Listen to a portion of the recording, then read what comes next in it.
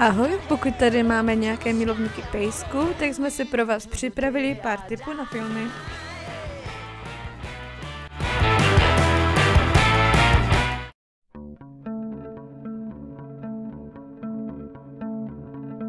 Jedná se o film podle stejnojmenné knižní předlohy a premiéra byla v roce 2017.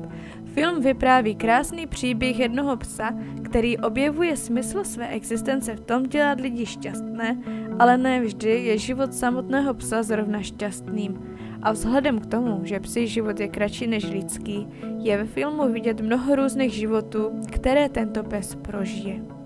V průběhu těchto reinkarnací narazí i na svou spřízněnou duši Ethna, přičemž představitel mladého Ethna má v reálném životě kočku jménem Bailey.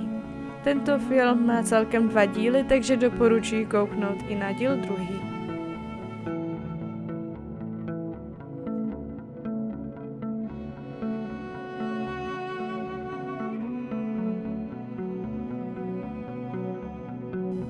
Film měl premiéru v roce 2008 a ukazuje nám radosti i strasti života se psem.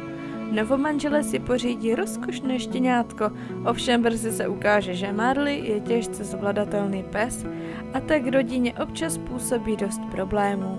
Jeho páničci ho ovšem velmi milují.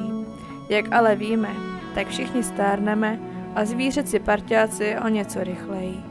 Malá zajímavost k filmu, Marleyho si zahrálo celkem 22 psů, nejmladšímu bylo 6 měsíců a nejstarší měl 14 let.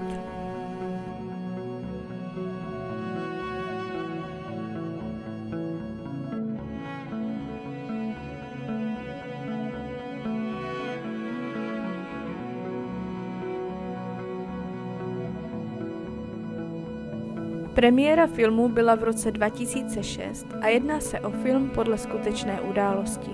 A děj, že se odehrává na polární základně na Antarktidě, kde je nařízena evakuace veškerého personálu kvůli špatnému počasí.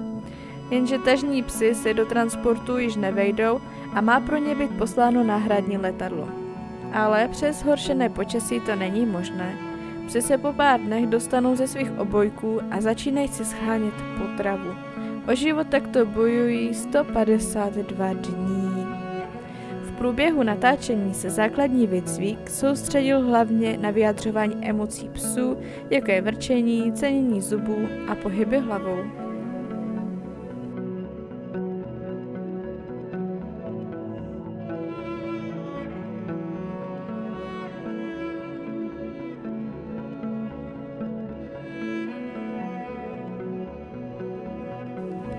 Psí domov je film z roku 2019 a pojednává o mladém muži Lukasovi, který si adoptuje štěně Bellu. Stanou se z nich nejlepší přátelé. Jednoho dne ale Bella zmizí a dostane se velmi daleko od svého páníčka, ovšem její láska a věrnost je tak velká, že se k němu snaží vrátit za každou cenu. Cestou zažívá mnoho dobrodružství a poznává nové přátele. Psa, který hraje hlavní roli, filmaře našli v útulku a po skončení natáčení pomáhá postiženým a opuštěným lidem.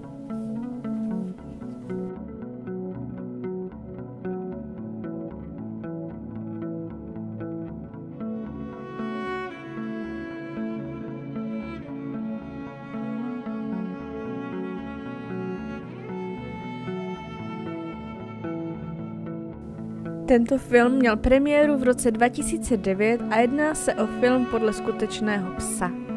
Univerzitní profesor se ujme opuštěného psa a vznikne mezi nimi neuvěřitelné pouto. Pes chodí každé ráno svého pána vyprovodit na nádraží a vždy odpoledne se tam vrací, aby jej doprovodil domů. Jednoho dne však páníček nepřijede a Hachiko stále čeká. Zvláštní je, že během celého filmu ani jednou nezazní jméno Hachiko.